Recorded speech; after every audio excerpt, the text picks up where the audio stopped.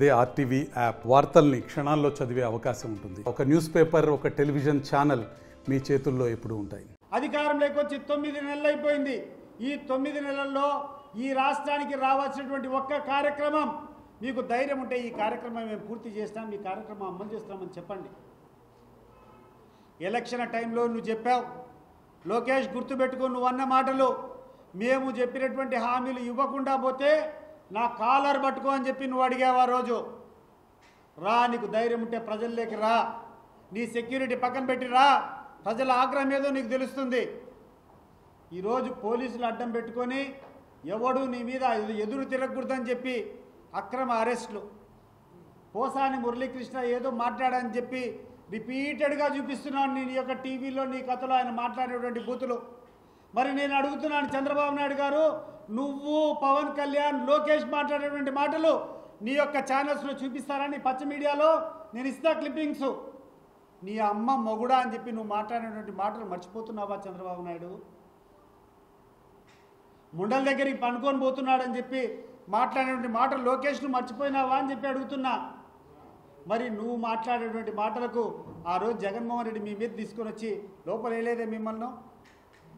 రాజకీయాల్లో మీరు ఎవరైనా చౌకబారుగా మాట్లాడినప్పుడు దానికి రియాక్షన్గా ఇంకొకరు మాట్లాడతారు. అది కాదు, మనిషిని కూర్చొని వేధించాలనేటువంటి తత్వంతో ముందరికి పోకూడదు. రాజకీయాలు ఉండేది, రాజకీయాలు విమర్శలు ఉంటాయి. మీరు అదుపు తప్పి మాట్లాడినప్పుడు ప్రత్యర్థి కూడా అదుపు తప్పి మాట్లాడతాడు, అది సహజం. దానికి హుందాతనం నీ దగ్గర నుంచి మొదలు కావాలా. మరి నువ్వు తప్పు చేసింటే నువ్వు నీ అమ్మ మొగుడా అని చెప్పి నువ్వు మాట్లాడిందని నువ్వు క్షమాపణ చెప్తావా అని చెప్పి నేను అడుగుతున్నాను ఈరోజు చంద్రబాబు నాయుడును. క్లిప్పింగ్స్ చూపించమంటావా? ఏమి లోకేష్, ఏమయ్యా పవన్ కళ్యాణ్, నువ్వు ఏదేదో కూర్చొని మాట్లాడావు, తాట తీస్తా చెప్పుతో కొడతానని చెప్పి మాట్లాడినావు. మరి నీకు హక్కు ఉందా? నువ్వు మాట్లాడితే ఇతర పార్టీ వాళ్ళకి హక్కులు ఉండవా అని చెప్పి నేను అడుగుతున్నా. నీకు ఒక న్యాయం, ఇంకొకరికి ఒక ధర్మమా? పోలీసులు కూడా ఈరోజు నేను ఒకటి విన్నపం చేసుకుంటున్నాను.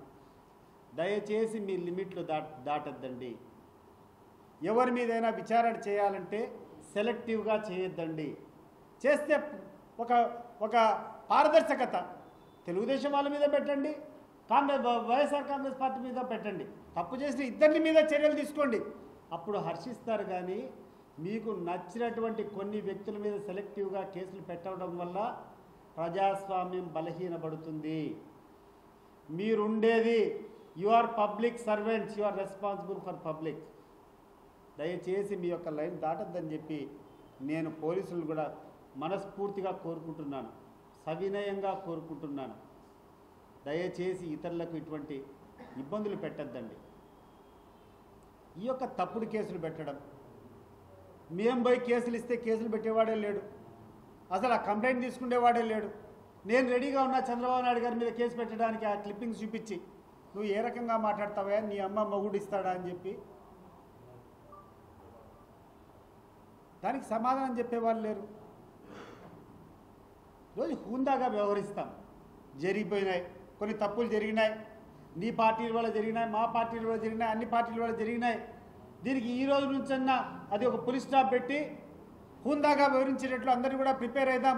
ఒక సెమినార్ పెట్టు, అన్ని పార్టీలు మీటింగ్ పెట్టుకో, ఒక కోడ్ ఆఫ్ కాండక్ట్ పెట్టు అని వదిలిపెట్టి ఈరోజు కూర్చొని నీ ఇష్టం వచ్చినట్టు విక్టిమైజ్ చేసుకొని కొంతమంది మాత్రమే చట్టానికి తీసుకొని రావడం, మిగతా వాళ్ళు వదిలిపెట్టడం, ఇది ధర్మమా?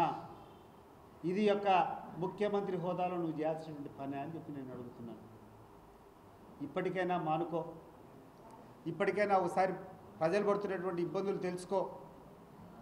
ఒక్కసారిని ఒకరి మోసం చేయొచ్చు,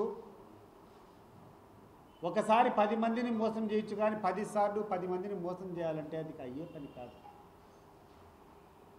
నువ్వు రా, ప్రజల్లోకి రా, ప్రజలు పడుతున్నటువంటి ఇబ్బందులు తెలుసుకో. ఈరోజు సామాన్య ప్రజలే కాదు, రాష్ట్రంలో ఉన్నటువంటి వ్యాపారం చేసేటువంటి ప్రతి ఒక్కరూ బాధపడుతూ ఉన్నారు. మా ఊళ్ళల్లో అడిగితే చిన్న చిన్న వ్యాపారులు, తోపుడు బండుల దగ్గర నుంచి, గుడ్డలంగళ్ళ దగ్గర నుంచి, ప్రొవిజన్ స్టోర్స్ దగ్గర నుంచి ప్రతి ఒక్కడు కూడా, కిరాణా అంగళ్ళ దగ్గర నుంచి ఎవడు చూసినా కూడా 30% కూడా వ్యాపారం జరగలేదంటున్నారు. ఇది వాస్తవం, మీరు కూడా విచారించండి వ్యాపారాలు. మరి ఏమైపోయింది నీ పరిపాలన దక్ష? ఏమైపోయింది? ఆ డబ్బులు ఎక్కడికి పోయినాయి? నీ సంపద సృష్టి ఎక్కడికి పోయింది? నువ్వు సంపద సృష్టిస్తూ ఉంటే, నీకు సంపద సృష్టించేటువంటి శక్తే ఉంటే ఈరోజు ఎందుకు వ్యాపారాలు జరగలేదని చెప్పి నేను ఈరోజు చంద్రబాబు నాయుడు గారిని అడుగుతున్నా.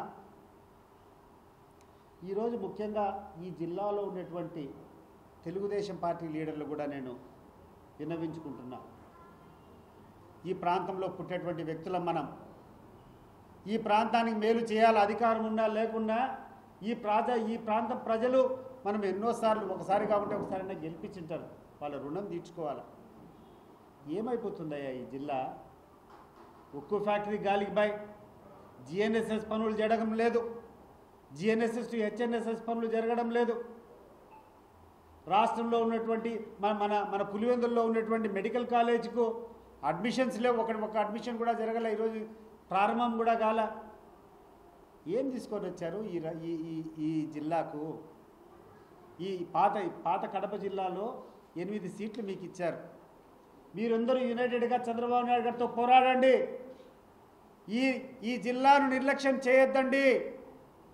ఈ జిల్లాకు మామూలుగా అందరితో పాటు సమానంగా రావాల్సినటువంటి నిధులు, ఇక్కడ జరిగేటువంటి ప్రాజెక్టులన్నీ పూర్తి చేసేటువంటి కార్యక్రమాన్ని మొదలుపెట్టండి. 9 నెలలు అయిపోయింది. మీరు చేసే కార్యక్రమాల వల్ల బహుశా చాలా చులకనైపోయినట్టున్నారు.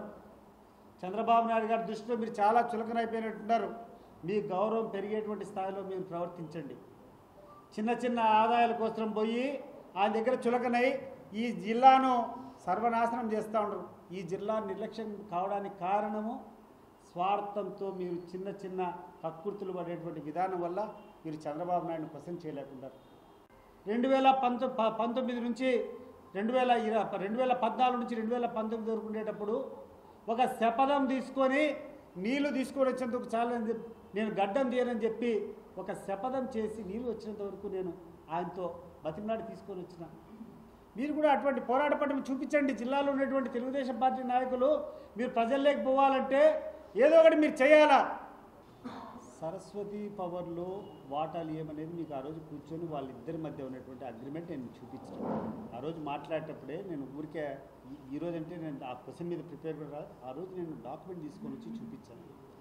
దాంట్లో స్పష్టంగా షర్మిల గారు, జగన్మోహన్ రెడ్డి గారు ఇద్దరు కూర్చొని ఆ యొక్క సరస్వతి పవర్ సంబంధించినటువంటి ప్రాపర్టీస్ అంతా కోర్ట్ ఈడీ అటాచ్మెంట్లో ఉన్నాయి కాబట్టి అవన్నీ తేలినంత వరకు దాన్ని మనం ఎవరిమే కానీ ఎటువంటి డిస్టర్బెన్స్ చేయకూడదని చెప్పి వాళ్ళు రాసుకునేటువంటి లేకుంది. మీకు అంటే మళ్ళీ పంపిస్తాను, circulate that copy to you. మాట్లాడిన దానికి భిన్నంగా కూర్చొని ఇది నాది, ఏ టైం అంటే ఆ టైం అనుకుంటామంటే జగన్మోహన్ రెడ్డి మీద ఈడీ వాళ్ళ అటాచ్మెంట్ ఉంది, ఆయన బెయిల్ మీద ఉన్నాడు, అది ఒప్పుకోరు కాబట్టే ఆయన ఆ రోజు పోవాల్సి వచ్చింది. ఇప్పుడు కూడా మీకు కావాలంటే కాపీ పంపిస్తాను. షర్మిల గారి స్వహస్తాలతో ఆమె చేసుకున్నటువంటి ఒడంబడిక అగ్రిమెంట్ విత్ జగన్మోహన్ రెడ్డి, సరస్వతి పవర్స్లో ఉన్నటువంటి ఆ షేర్స్ ఎవరు కూడా ఆ ఈడీ అటాచ్మెంట్ అంతా పూర్తిగా తొలగిపోయినంత వరకు ట్రాన్స్ఫర్స్ కానీ ఇంకోటి చేయకూడదు అనేటువంటి అంశం క్లియర్గా మీకు చూపిస్తాను. కాబట్టి ఈరోజు నేను ఎస్పెషలీ చంద్రబాబు నాయుడు అంటే ఆయన క్వాలిటీ అందరికీ తెలిసిందే. రాజకీయ లబ్ధి కోసం, రాజకీయ పదవి కోసం, పదవీకాంక్షతో అనేక అబద్ధాలు చెప్తాడు. కానీ ఒక పత్రికలు అనే వాళ్ళకు మీకు ఒక నిబద్ధత ఉంటుంది. ఎట్లంటే అట్లా రాయకూడదు, ఎట్లంటే అట్లా మాట్లాడకూడదు. మీరు ఒక పాంప్లెట్ అనుకోండి, రాసుకోండి, మీ ఇష్టం. కానీ మీరు ఒక పత్రిక రంగు పెట్టుకున్న తర్వాత, ఒక పత్రికా విలేకరు తర్వాత యూ హ్యావ్ సమ్ ఎథిక్స్. మీరు మాట్లాడినటువంటి మీరు రాసిన రాతలు ఒకసారి మీరు చూసుకోండి.